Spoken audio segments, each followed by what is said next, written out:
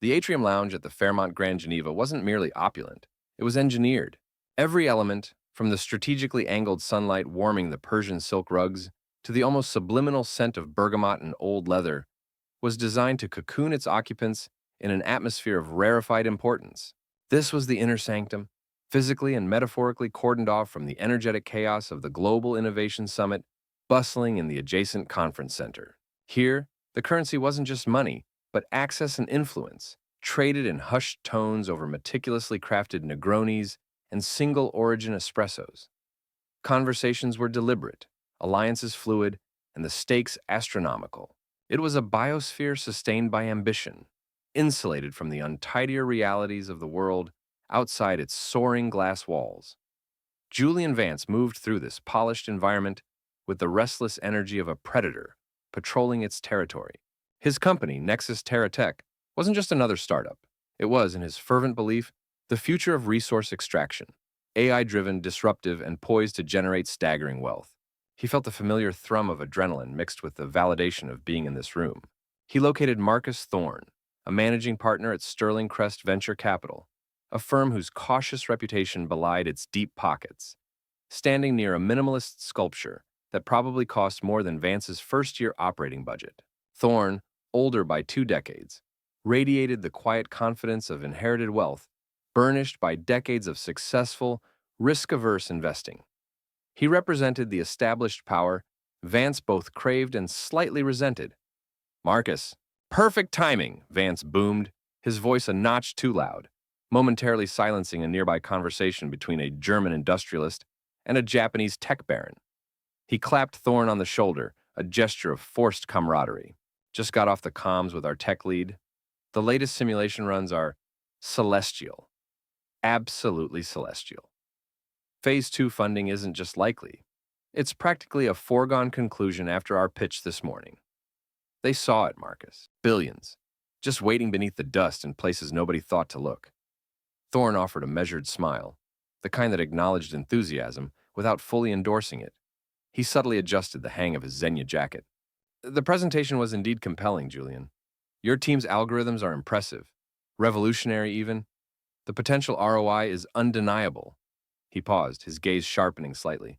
"However, the board remains prudent regarding the operational risks, particularly in regions experiencing political flux.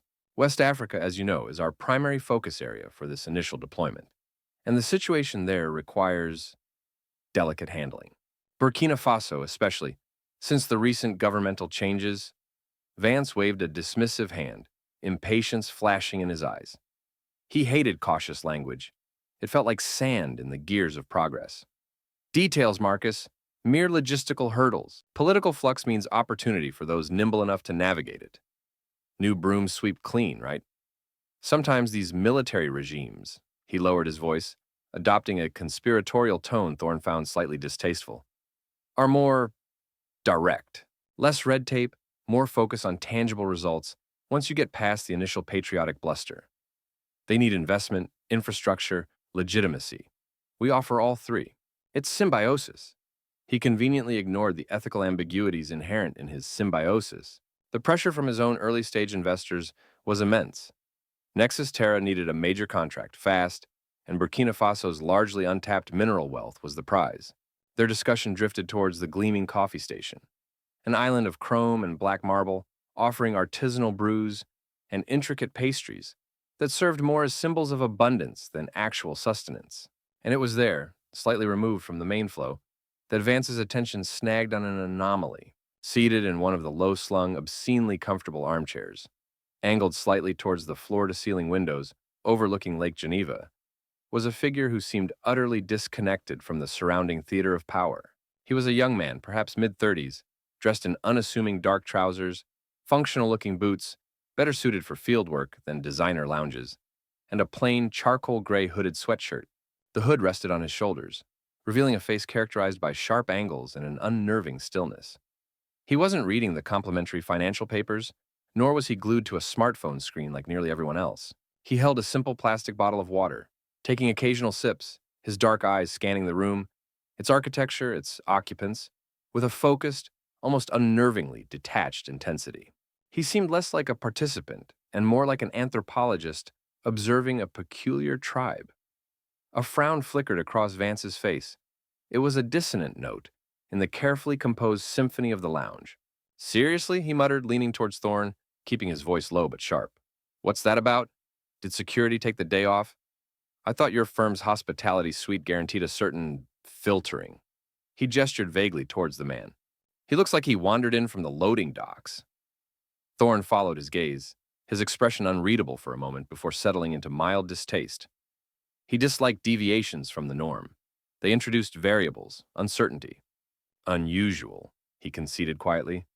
Perhaps waiting for luggage assistance? Or maybe an associate is running late. He tried to dismiss it, keen to refocus Vance on the critical next steps for the funding proposal.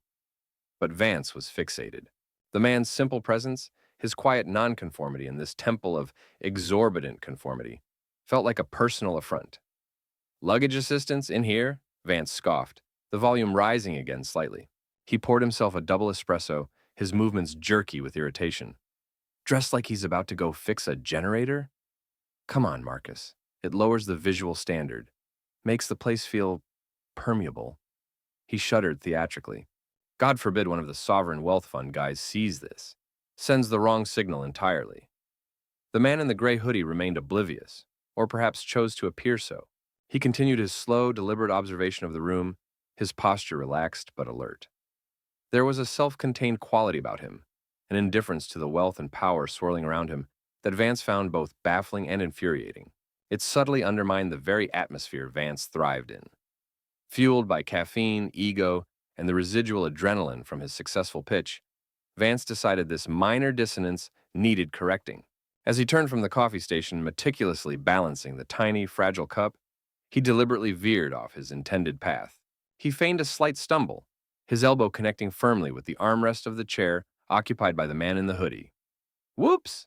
So sorry," he exclaimed, the apology thin and sharp with insincerity. "Didn't see you sitting there in the shadows. Easy to miss." The man looked up. His eyes met Vance's directly. They were dark, steady, and held a depth that momentarily took Vance aback. There was no flash of anger, no flicker of surprise, just a calm, penetrating gaze that seemed to weigh and measure him in an instant. The man offered a minimal nod, a silent acknowledgement that seemed to dismiss both the bump and the insincere apology, before turning his attention back towards the window. This impassive response, this utter lack of reaction to the deliberate provocation, ignited a fresh surge of irritation in Vance. He wanted a reaction, annoyance, deference, something. He remained standing there, deliberately blocking the man's line of sight. "Everything okay?" he pressed, adopting a tone of faux solicitude that barely masked his condescension. "You seem a bit adrift. Are you sure you're in the right place? The main summit registration is back through the lobby, level 2. Big signs everywhere. This area," he waved a hand expansively, encompassing the hushed luxury, "is restricted. Access badges required. Wouldn't want you to get escorted out by security, would we?" He glanced around pointedly as if expecting uniformed guards to materialize. Thorne stepped forward, placing a discreet but firm hand on Vance's forearm. His face was tight with disapproval. "Julian," he murmured, his voice low and urgent, "let it be. We have analysts waiting. This isn't productive." Thorne understood optics far better than Vance. Creating a scene, especially with an unknown individual, was poor form and potentially damaging. The man in the hoodie carefully replaced the cap on his water bottle. The simple clicks of the plastic seemed unnaturally loud in the sudden, localized silence that had enveloped their small group. He set the bottle down on the polished side table with quiet deliberation. He still didn't rise. He looked up again, first at Thorne, registering the older man's attempt to de-escalate. Then his gaze settled fully on Vance. "Your solicitude is noted," he said, his voice quiet but carrying remarkable clarity. The French accent was unmistakable, colored by a particular formality, a precision in enunciation. "However, let me assure you, my presence here is neither accidental nor inappropriate. I am awaiting a scheduled communication. I am precisely where I'm meant to be." The finality in his tone was subtle but absolute. Vance blinked, momentarily thrown by the man's articulate response and unwavering composure. But his arrogance quickly resurfaced. "Oh, scheduled?" he echoed with a disbelieving chuckle, turning to Thorne as if sharing a private joke. "Well, schedules can get mixed up, can't they? especially during big events like this. Happens to the best of us. He leaned forward slightly, adopting a confidential air. Look, friend, no harm done. But maybe double-check your meeting location? This wing is generally for ministerial level and above. Significant investors. He let the implication hang. You are clearly neither. Perhaps I could mention it to the concierge for you. They're very helpful. He was digging himself deeper, driven by an inexplicable need to establish dominance over this unexpectedly composed individual. The atmosphere shifted abruptly. The ambient hum of the lounge seemed to still, replaced by a palpable tension. From a side corridor, usually reserved for staff and high-level guests requiring discreet passage, emerged two figures moving with undeniable purpose. The first was a woman whose severe but impeccably tailored charcoal suit screamed diplomatic core. Her face was etched with focused intensity. Beside her walked a man whose muscular build was barely contained by his dark blazer. An earpiece glinted, and his eyes performed a constant professional sweep of the surroundings. Almost simultaneously, the man Vance now recognized as Lieutenant Diallo, who had been standing like a shadow near the lounge entrance, began moving swiftly and silently towards the armchair. The pieces clicked into place with terrifying speed, not just for Vance, but for everyone in the vicinity who had been covertly observing the interaction. Conversations trailed off. Heads turned more openly now. The air thickened with sudden dawning realization. The diplomat reached the armchair first, her brisk walk softening into a posture of deep respect as she stopped before the seated man. The stern lines of her face relaxed. Your Excellency, she said, her voice clear and carrying, though pitched respectfully low. She inclined her head distinctly. My sincere apologies from Ambassador Moreau regarding the unforeseen delay. The secure satellite link encryption required a manual override from Brussels. She is confirmed ready and awaiting your call in the presidential suite upstairs. Your Excellency. The title struck Vance like a physical blow. It echoed in the sudden absolute silence of the opulent lounge. Diallo reached the side of the chair, positioning himself slightly behind the man, his presence a quiet shield. He surveyed Vance and Thorne with a swift, utterly dismissive glance before addressing the man. Captain, his voice was low, professional, but resonated with authority. The transport is confirmed secure. All escort points are validated. We are prepared to move on your command. Captain! The twin titles hung in the air, impossibilities made real, shattering Vance's entire perception of the situation. He felt the blood drain from his face, leaving his skin cold and clammy. His heart hammered against his ribs. Beside him, Thorne had gone rigid, his face a mask of horrified disbelief. The older man's carefully maintained composure crumbled completely, revealing raw panic beneath. His complexion shifted from its usual healthy pink to a sickly pale gray. The man in the gray hoodie rose to his feet. He wasn't physically imposing in the way Vance associated with power. No bulging muscles, no towering height. Yet as he stood, an undeniable aura of command emanated from him. A quiet gravity that instantly made him the center of the room. It wasn't projected, it simply was. He smoothed the front of his simple sweatshirt, an absent gesture that seemed both mundane and strangely significant in that charged moment. He nodded to the diplomat. Merci, Madame Dubois-Roland. Delays are sometimes unavoidable. Please convey my understanding to the ambassador. His gaze then shifted briefly to Diallo, a silent communication passing between them, leader and loyal subordinate. As he prepared to follow the diplomat towards the secure corridor, flanked by Diallo and trailed by the other security personnel who materialized discreetly, forming an efficient moving cordon, his path took him directly past Vance and Thorne. He didn't deviate. He didn't slow significantly. But for one heartbeat, his head turned slightly and his eyes, those steady, unnervingly perceptive eyes, swept over them. The gaze held no anger, no hint of triumph or retribution.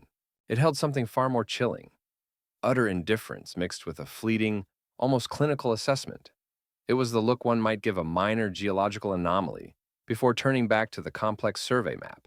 It was the look of a man whose world revolved around matters of national security, economic sovereignty, potentially armed conflict, concerns that rendered a petty insult in a luxury hotel lounge completely, utterly insignificant, yet simultaneously noted and filed away. Vance felt rooted to the marble floor, unable to move, barely able to breathe. Captain, Your Excellency, Burkina Faso.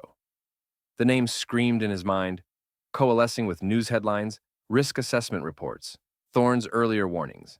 The man whose simple attire he had ridiculed, whose presence he had challenged, whose space he had invaded, was Captain Ibrahim Traore, the interim president, the military leader holding the reins of a nation, sitting atop a fortune in the very minerals Nexus Terra was designed to find.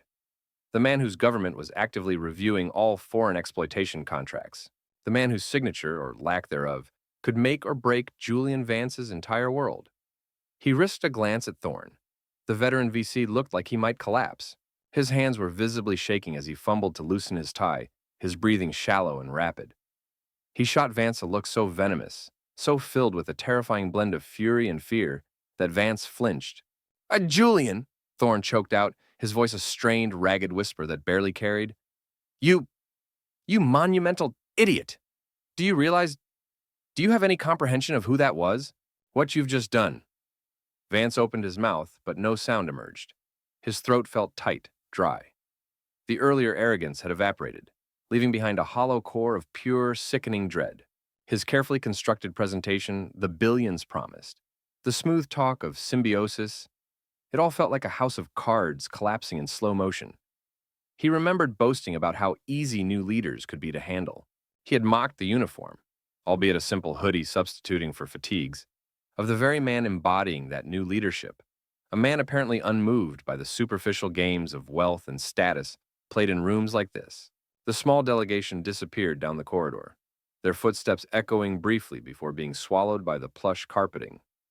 An oppressive silence descended upon the Atrium Lounge, heavier and more profound than the earlier quietude. The other occupants, witnesses to the entire humiliating exchange, quickly busied themselves, staring intently at laptops, suddenly finding their coffee cups fascinating, resuming conversations with forced animation. But their averted gazes, the palpable discomfort radiating from them, spoke volumes. Okay, here's a condensed version focusing on the consequences following Vance's encounter with Captain Traore. Vance and Thorne remained frozen by the espresso machine. The luxurious lounge felt like a shrinking cage. Thorne, his face pale with fury and dread, finally broke the silence, his voice a low growl. "Do you understand the magnitude of your idiocy, Julian?" he hissed. "That was Captain Ibrahim Traore, President of Burkina Faso, the man whose country we need. You didn't just insult him.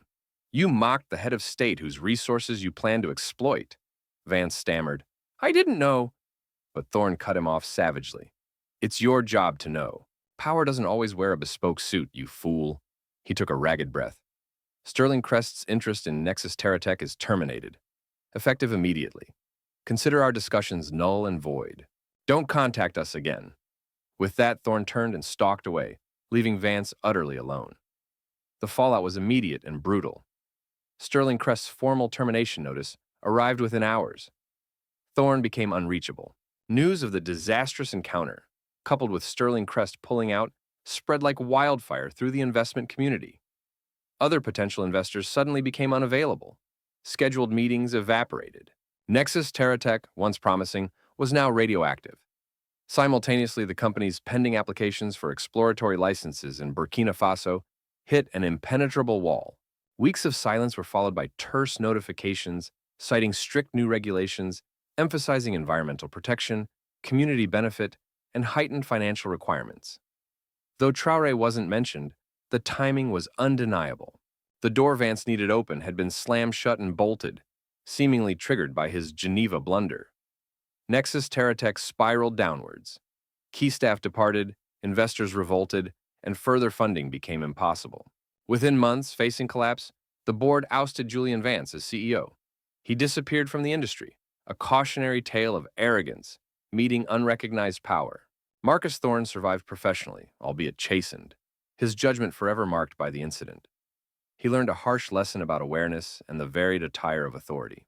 Captain Ibrahim Traore, focused on governing his nation, likely gave the encounter little thought. The consequences Vance faced weren't direct retribution, but the systemic result of his own actions, colliding with a new national reality demanding respect. A reality he fatally failed to see behind a simple gray hoodie.